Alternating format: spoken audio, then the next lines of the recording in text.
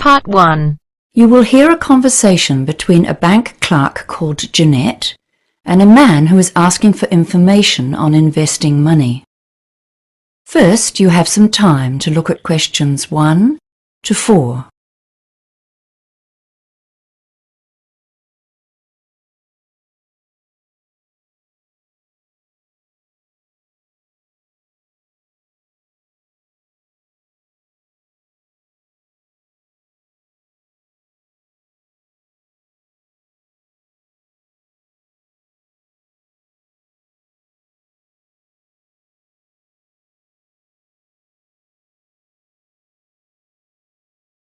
This is Citibank. You're speaking with Jeanette. How may I help you today?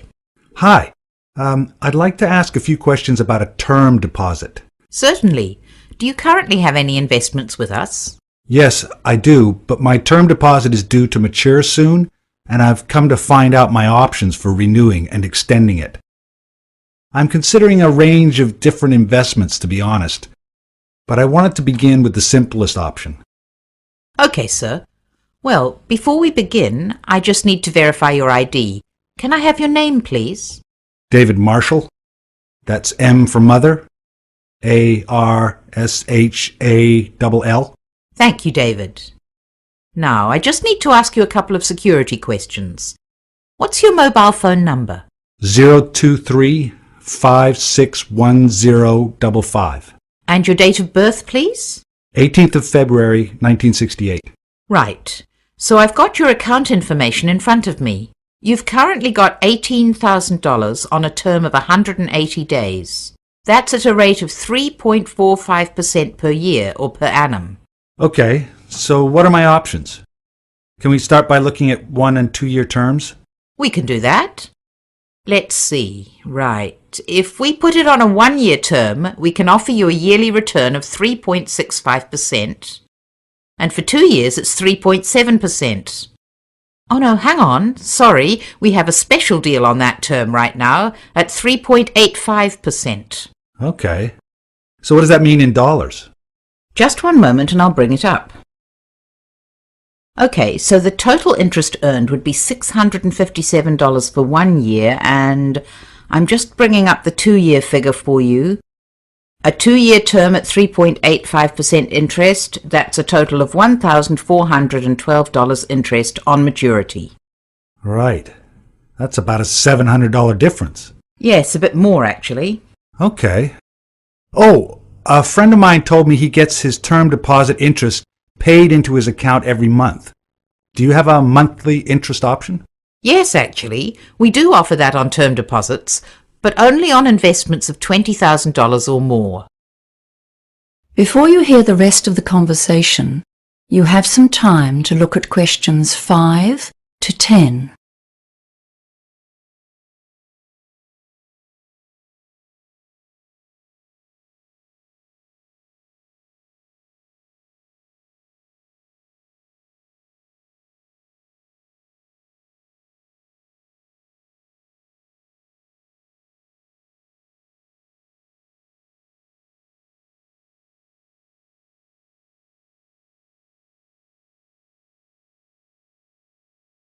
Can I ask if you've considered a PIE as an alternative investment option? A pie? Yes, it stands for Personal Investment Entity. It's an investment trust.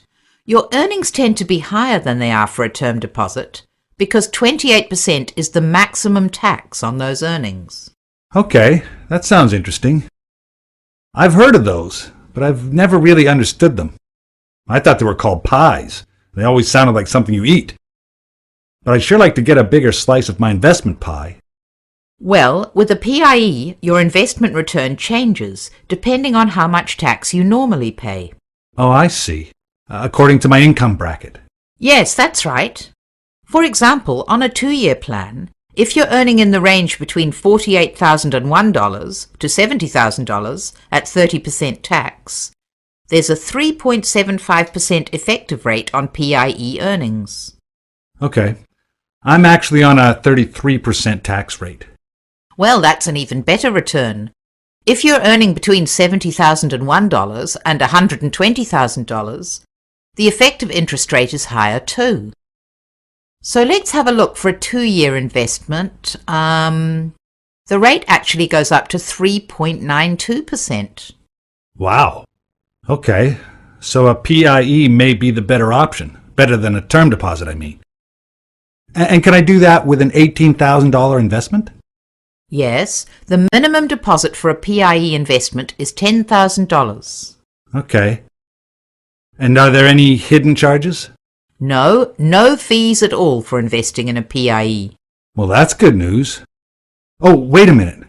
What about interest payment options? Is it the same as the term deposits? You have to have a minimum deposit to be eligible for monthly payments? Let me check the options here. Well, you'll be pleased to hear that there's actually more flexibility with PIEs than with term deposits. You can opt to have your interest paid every month, quarterly, 6-monthly or yearly. Okay. Well, that's given me something to think about. Would you like to apply today? No.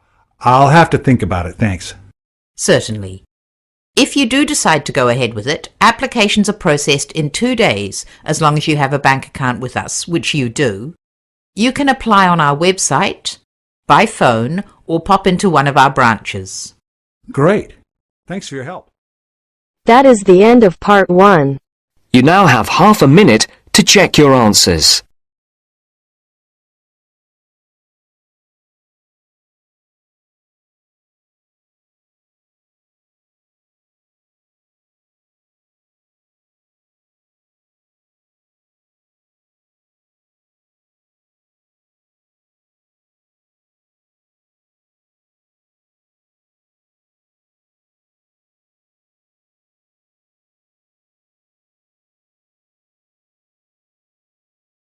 Now turns to part 2. Part 2. She's going to talk to us today about the pleasures of running her own business. First, look at questions 11 to 14.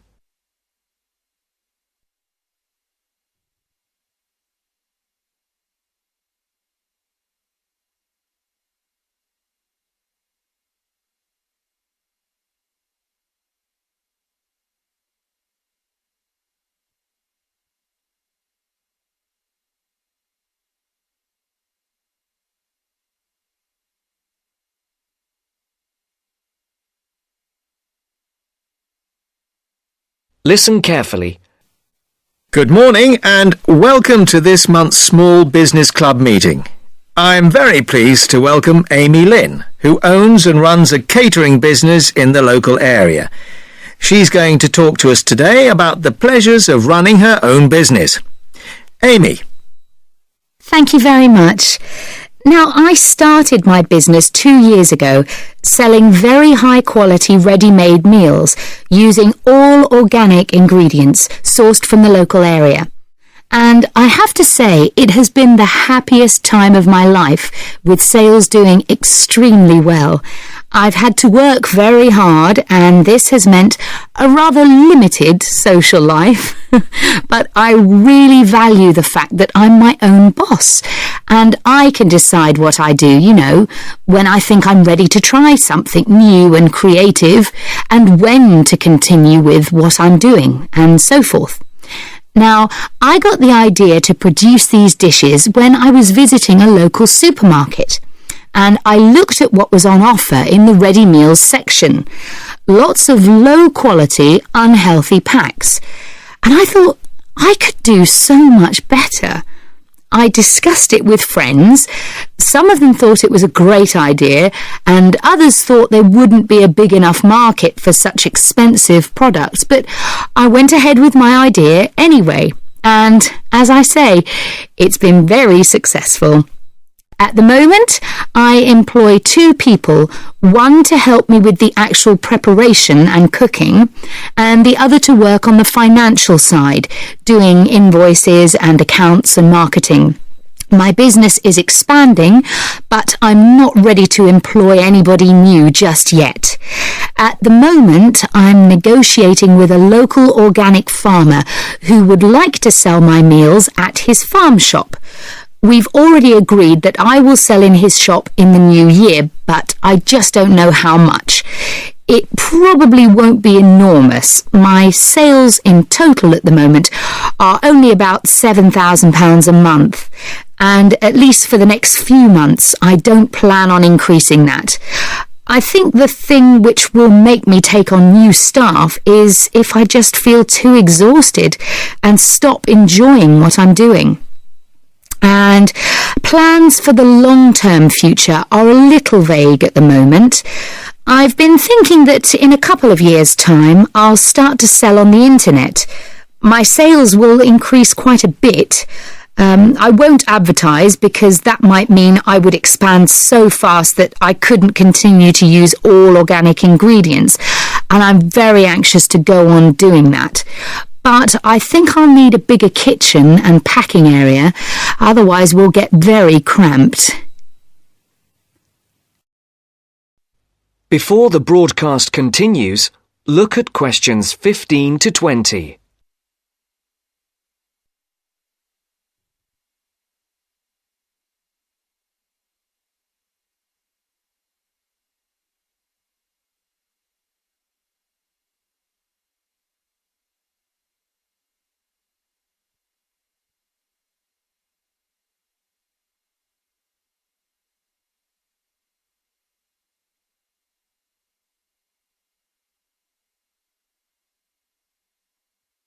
You will now listen to the second part of the talk. Now, I've emphasised how much pleasure I get out of running my own business, but of course one of the quickest ways to lose heart is to try operating without sufficient capital. So, in the second part of my talk, I want to share with you how I got enough money to finance my business. The most significant part of my capital came from a grant from the Small Business Agency, or SBA as everyone calls it. And this is how you go about getting it. The first thing you have to do is to draw up a business plan. Now, don't make this too long and complicated. I would say it should just be up to 2 pages in length. I've seen some people's efforts go up to 10 pages. Well, frankly, I don't think anyone will read it if it's that long. The next thing is it's worthwhile getting it checked. Now, don't rely on an accountant for this. Your best bet is to go to your bank and get them to look through it. Only if they're happy should you go ahead with your application. If all is well, then you should finalise your submission. Then your next step is to send it to the SBA. Now, they advise you not to do this by email, but by post. However, they say this situation might change in the near future. So, when the SBA receive your grant application, they'll judge whether your business idea is interesting, that is, likely to benefit from their grant. If they think it's good, they'll invite you to interview. And then the successful candidates can get a maximum of £20,000. I got £18,000, which wasn't quite the top amount, but still enormously useful, as you can imagine. Now, if there are any questions, I'll be happy to answer them. That is the end of part 2. You now have half a minute to check your answers.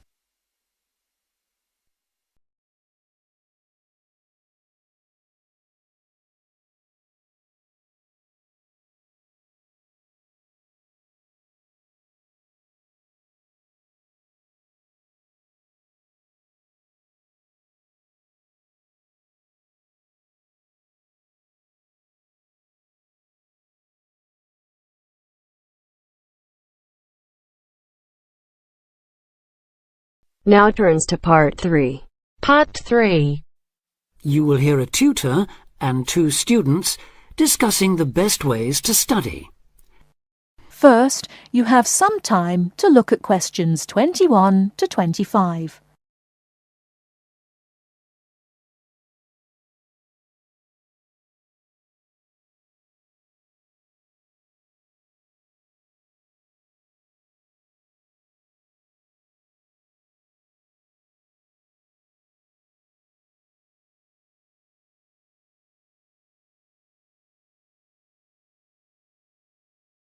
Now listen carefully and answer questions 21 to 25. Well, how are you both settling in? Fine. Yes, no problems. So far, anyway. Good. Remember that as your personal tutor, I'm here to help you if you do have any difficulties. Now, as you know, lectures start on Monday, so I thought we'd look at a few ways of making the most of them, especially in terms of the notes you take. Let's begin by thinking about what you can do before you even go to the lecture. Any ideas? Make sure you're up to date with all the background reading, so you know plenty about the subject already. Yes, that's essential. The lecturer will assume you have that knowledge. Anything else, Carlos? Well, check what the topic's going to be. Of the lecture, that is. I'd go a bit further than that and consider what the content may be. Then you could ask yourself some questions that you want answering, and listen out for the relevant information during the lecture. Okay. Now that brings us to the lecture itself and the actual business of writing notes. But there's a lot to deal with there, so we'll come back to that later. What I'd like to do for the moment is continue with the process of note-taking and move on to the next stage. Any suggestions for what that might be? When the lecture is over, you mean? Yes, once you're able to sit down somewhere quiet with your notes. Read them? More than that, you need to make sure they'll still make sense to you weeks, months later. Edit them? Yes, that's what's needed. It's well worth spending a few minutes on it. Any missing words, anything difficult to read, things you didn't have time to jot down, now is the time to do so, while everything's still fresh in your mind. Right. And after that, when's the best time to revise them? When do you think, Carlos? I'd say just before the next lecture, in the same subject. Precisely. That's a vital time to look at them again, for obvious reasons. But it's definitely not the only time. When should you revise them again? A month later, maybe? Sooner, and much more often than that. I'd recommend you look at them again once a week. That's why it's so important they're complete and easy to follow.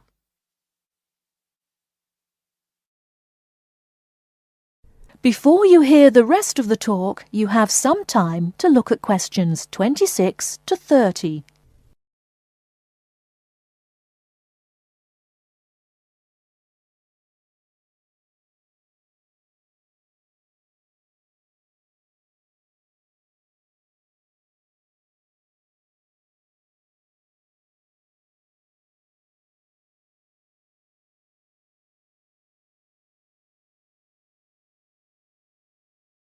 Now listen and answer questions 26 to 30. Right. Let's go back to note-taking and begin with the basics before the lecture has even started. What should you do when you walk into the room? Get a good seat, at the front if you can, where you can hear clearly and avoid distractions. Yes, though obviously others will have had the same idea, so it's as well to get there a bit early. So, when the lecture's underway and you're busy jotting things down, what should you try to ensure? That you're getting all the main points. And what if you don't catch something you know must be important? I'd leave a space. Then I could check it later. Perhaps by asking a question at the end and fill it in afterwards. That's an excellent way to deal with it, yes. And there's something else I'd like to mention here. Talking about going through notes afterwards, it's absolutely vital that what you write is legible for one very good reason. It saves time. You'll waste many hours during the course if your revision is held up because you can't read what you've written. Okay. What else can we do to make listening and note-taking more efficient? Well, I always listen out for signpost words. Sorry, what are they? They're the ones lecturers use to say where they're going. A bit like a signpost at a road junction, I suppose. Things like, the first reason is, however, to sum up, and so on. Yes, they can tell you when something important is coming. and help you organize your notes, too. Is there anything else you can add, Carlos? There's something I think's very useful, but it's later, after the lecture is finished. That's fine. Go on. Well, what I do is go through what I've written down, summing up the main points in a few words in the margin, on the left-hand side of the page. I try to use words that'll jog my memory, so that I can remember what everything's about when I look at them again. Yes, that can work very well. What some people do to review their notes is cover up their full notes from the lecture, maybe with a piece of paper or a card, and concentrate just on what they've put in the margin, trying to recall the details. Then they move the cover down a little and check whether they were right. Or you could put your main points on another piece of paper and clip them together.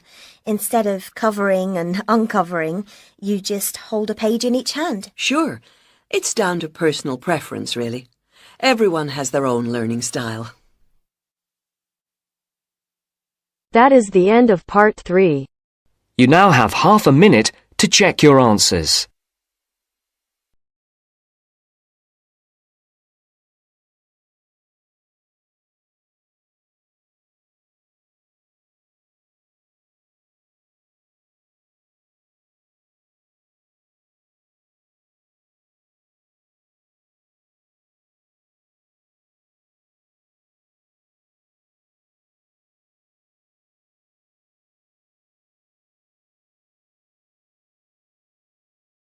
Now turns to part 4.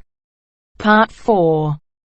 Hear a talk given by Don Parker, an expert on computer security, about the computer criminals. As you listen to the talk, fill in the gaps numbered 31 to 40.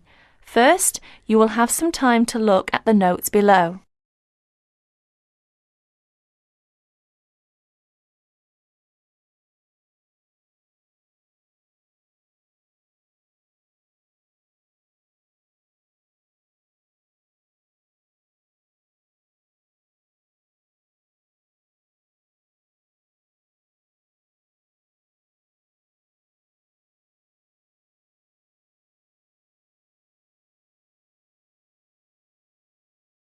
Now listen to the talk.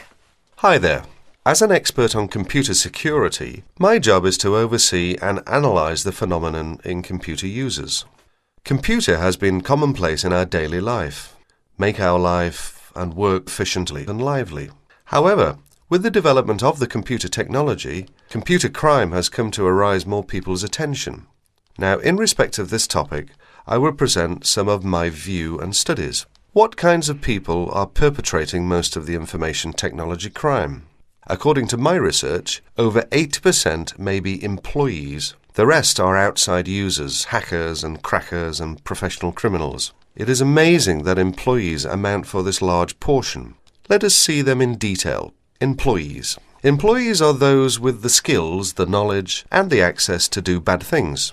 Dishonest or disgruntled employees pose a far greater problem than most people have realized. To most supervisors and some experts, they worry that dishonest employees or outsiders can more easily intercept communications or steal company trade secrets. Workers may use information technology for personal profit or steal hardware or information to sell. They may also use it to seek revenge for real or imagined wrongs, such as being passed over for promotion.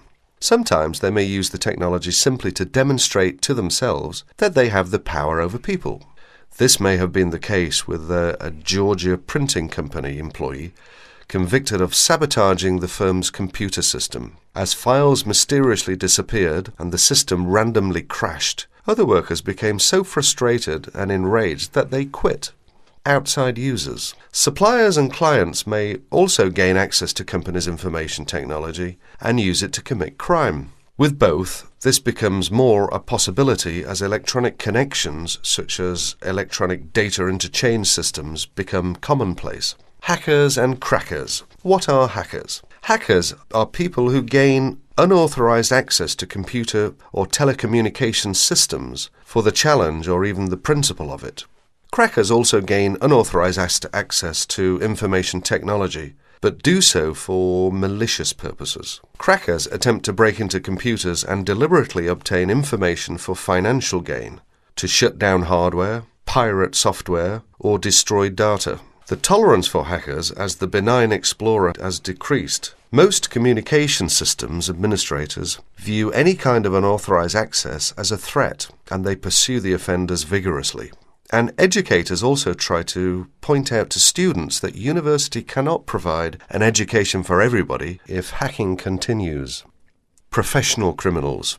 Members of organized crime rings don't just steal information technology, they use it in a legal way as a business tool, but for illegal purposes. For instance, databases can be used to keep track of illegal gambling debts and stolen goods. Drug dealers have used pages as link to customers. Microcomputers, scanners, and printers can be used to forge checks, immigration papers, passports, and driver's licenses.